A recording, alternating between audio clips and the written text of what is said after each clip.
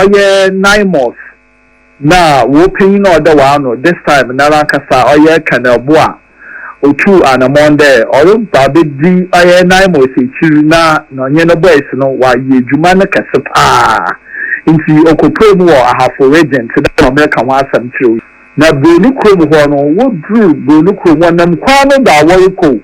na wo hu da kwa ne nchen pe nkofo wo ha wo rutu aye galamsey na commande osifom oyena boys we 10 osifom no what say boys na woli yeden what say kwa no onam galamsey nti what si wo nyinara mo hu yan de obi kita Toyota RAV4 aba be pay mu wo eho o pay ma o chede no so needing the Alex he said on the site now won to oye from egubi wa no oye ne dia into woguda warrior woguda what one sekado ma what say na eja lanku se bi pu anu sa baba park o park na oye Asutifi North MP oye honorable Ebenezer Kweku Ado we si efika anu mu eyi kwaye pinten nti honorable Laban so na onya na nkotini o kita macho men na ehu de what do sare yi na de hon bay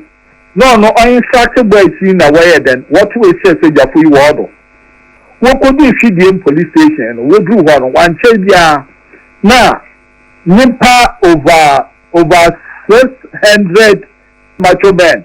wo be go pay mu e wo police station ho na macho men go pay one in fact uncle men you yenya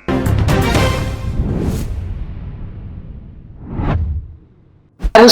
now Monday, 3rd November 2025. It makes it 11 months. Yeah, NDC for the Betna Akunya so set Ghana for a to a Baladema or and a Ebu Mena or how back we are not a sense and Ghana for comb. Yeah, Womjina so the year campaign my people 40 me if you are Benya Sono. I galam say who and some Yamesha no crack a humbi and as I read a chama wound to me, Agina Court in Dendia, a Damon Tenson, a D4, a Shannon Hong process. I'm sure you're with me up for them 15 years. Nebusia sabre se udi weni ekotremu ewo hwedimu a enkra efi ho ba no enkra enye de kwani nyina efa galamsey so eho sensem nebusia honorable Ebenezer Kweku Ado no na eye NP edema Asutifi North ya ewo hwedimu ene ne mpotem ho na enkra no etremu se ye mampeni John Dramani Mahama esina adwemu pose obetu galamsey ase metre illegal mining wo mo a etufo agudi a enam kwan paso ene mra kwan so na wo mo di etu wa na adwene se obetu safo no nyina ase enu nti no wati ko bi from say 9 months ya asojafo na edi hu dwuma na asojafo no ekono ebusia we no ewo hwedie hu kwan so na wo mo ekire so mo kodu ho no highway ho pa no mo se da bi amafo illegal mining ewa ha eno nam so ma asojafo no commander na woda wo mo ano no kana obu a wo no na ye commander na woda asojafo no ano na osi fom no ko mrante no no ko bi so mo se ede na wo mo ye na ne mo ye no mo nim se o mo se ensuo ene asase nze na sa de a wo ye na agene se won fanesa enkeka wo muntabusia ode mrante a wokwache wo muhodi nyina no egu ka mu ekopie mu ewo police station na eho na mrante no mu baako ede phone no ma kena no se onje na obi pese won ne kasa ewo phone se ga na ha de unim se order from above na eja kena ekwaje phone ya na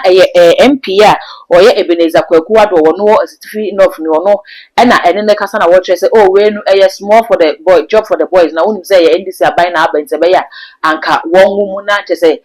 wonye mu na boys no so ne kakra mbetimi ayo musa de be ko wo mu anone no na kena no amfanity ama honorable no tre se da bi waka no hontam se wo bebo o man ga na japade ho ban ti no ne mbrante no eye ne yade a wo mo say ejapade ntanya ade se obetimi ama emrante no afa no ho afa wo mo ho edi nti wo mo kopie mu ewo police station se ebeye na emra ene wo mo bedi eno ana busia anya wo nrabu yi de enanye wotie wuche oboy na mrante wo kro nso jisu se ye na busia wose mo bese na mo ni machi emrante be 600 ena wo nrabu yi ede wo mo kan ho kopie mu ewo police station bia kenol no ede maburu no di kan echi wo mo no ekopie na busia nya esi wo police station ho ne de ese wani ese wo ka ye baba kotia bana ya betie nsam so aga na fo eka ede che mampeni efa ensem ya akoso wansa na ebeko no eye too much GH and when you so hwe mesro so obemi subscribe button so ya kai so de be on ebe ka so de be na upload me tumpe one first person ya wonsa ebidika kabusia ma yenko tie report if you obabra komo twetwe ko so e wo OKFM Kwame Nkrumah kese e show no so na e ba e be di akire nkomo ntu anya boko wale nyim danko se do no mo oye atoye manto ma ha na so galamsey some na galamsey ho reporting sabe wala na training nti o ma region biara asam ni sia na ma agbo ewi ho na enda de me do bo ewra oye ahafo region so that my seniors wala kan ho asam e wo ho ye ko ahafo region uncle say awu de nyim ho pa ayofa oye go so hwidiem highways ho no oye 9 months na wo pin no da wa no this time na ran kasa oye kanabua otu anamonde oru babe di oye 9 months echiru na no nye no boys no wa ye djuma na kase pa nti okopre mu wo ahafo region to da no ka wa asam tiri yara na okopre mu no oye de oye memenda no oba start ne patrol na oye go so hwidiem highway no na okopre mu wo aye kuro bi a wo fa ho broni krom na broni krom ho no wo dru broni krom wonam kwa no da wo ko na wo gu da kwa ne nchen pe nkofu wo ha wo rutu aye galamsey o tede we didi asas na didi kwa no mpo na afa o tede wo ru kwa no mpo wo de atu mu kra anyi no na commande osifom aye na boys wo ye 10 what's from no what say boys now woli yeden what say kwan no onam galamsey what you woni nara na bra what ho no na operator kura o kan wo ho o say ne do o na boss bi wo oye ahoma no da opede onye no eyeden edi nkomo no bi say na wana no so ndi phone no o di ya nyimpa odi nkan ne na kase no o say nipa kon ne de oye defense intelligence representative ewo ahafo region na okay tendo one eja party boys na wori say kwan no nti oye den onja won eja wo so abia party no na wo mke den won ka pekakra na won kodi na commanders ha ne ha de meja boys mo wire den wa fo wo ho edidi onti na oguda onye damo defense intelligence representative lead nkoma mo hu yan de obi kita Toyota RAV4 aba be pay mu wo eho o pay ma o chede no so needing the Alex he chede on na dam site na wo tu oye from egudu wa no oye ne dia na no so be free o free ya ma odifika oye 11,000 Ghana cedis oye de odeba bribe oye Penabua na no dom another 9 months fee papa no otse dem Alexi di ka ho de opede obribe no nti woguda wori wodo won sekado ma wo say na eja lanku se bi pu anu sa baba park o park na oye Asutifi North MP oye Honorable Ebenezer Kweku Ado we si efika no mu na osi no ada oye enyi de obetetre oye 9 months commander no na nenkrofo ne de boys na worry the major man worry party boys nti onja ho na asam no won hwe won ka no kada da bi honorable we je the boys ya on yeye nti although tomorrow then other one echo eyi kwaye pinten nti honorable leban so no onya na nkosi o oye Ebenezer Kweku Ado no oleba no na onya na nkosi okita macho men na ehu de wodo sare yi no de ho mbei no oyin sack boys na waye den what we say jafo yi wodo what dey handcuff key na what dey ato oye site owner no handcuff na what that site owner no oji key ni fi say jenyi ko ni nsem na damado na commander na mpede obaye gidigidi bia wo nti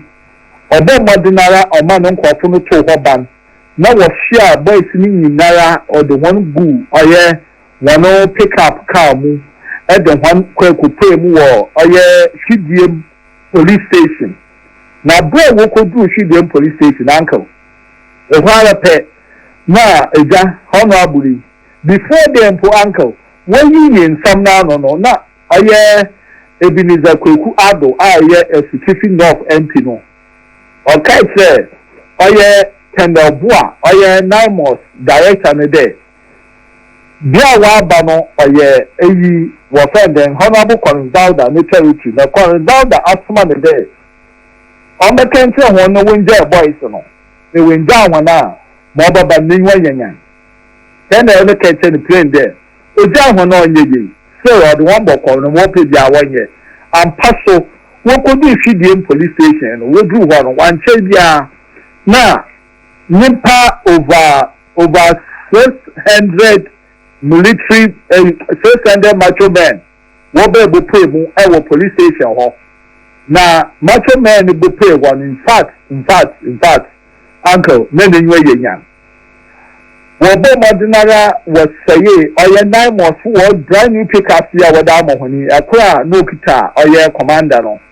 obo modinara esifi and Ebenezer Kweku Ado da no boy si wo bo modinara was say pickup no kwa na desima na nimpa na wale ba no wa do sininti o mama oye chief superintendent Prince Odum Odia ono no ye regional crime ewo Ahafo region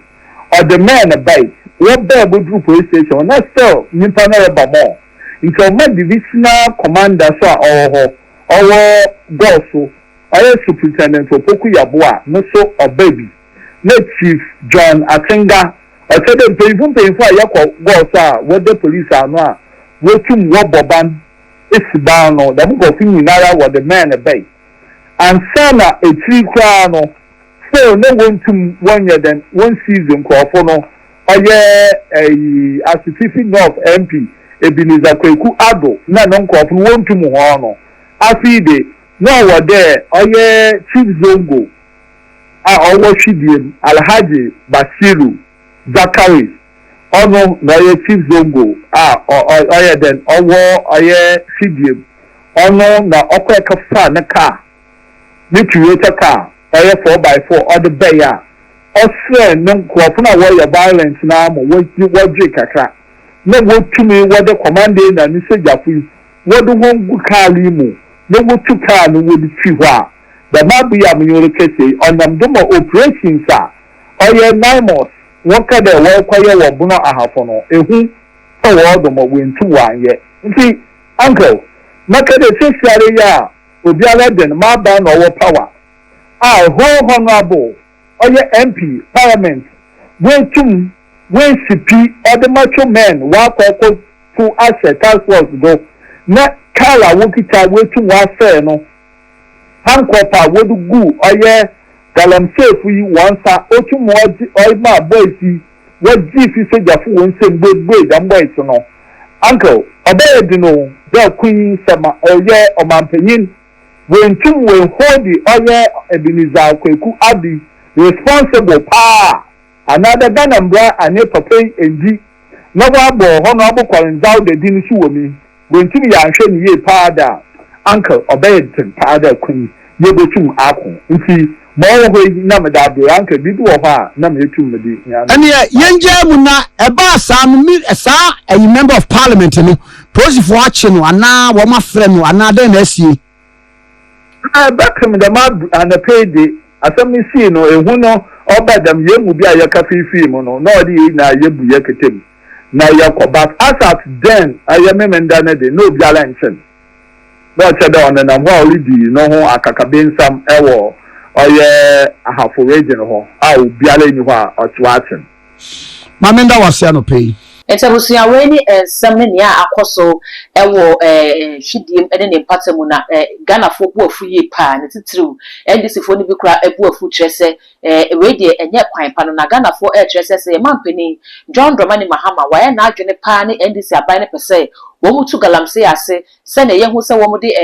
eye chairman wuntimi aye scapegoat ya wo mu de no famra kwan so we eye clear evidence we de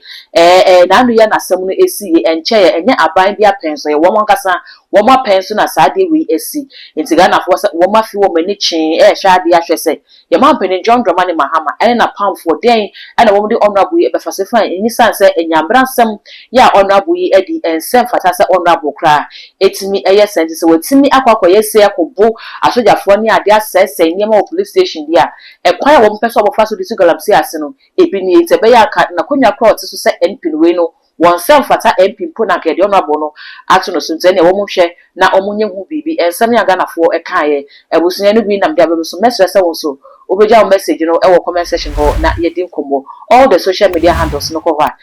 too much gh o subscribe no like no share na afofo so enye bia hwemedin at the dark gold mackerel.